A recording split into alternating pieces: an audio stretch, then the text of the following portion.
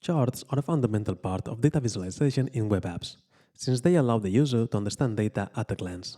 Genie Builder provides a library with tens of chart types and a comprehensive editor to configure them. Before you can use it, you need to expose the data to be plotted in the Julia code. This data must be in vector form, like a vector of numbers or a column from a data frame. Moreover, you should know that updating the data in the vector within a reactive handler will automatically update the plot in the browser window.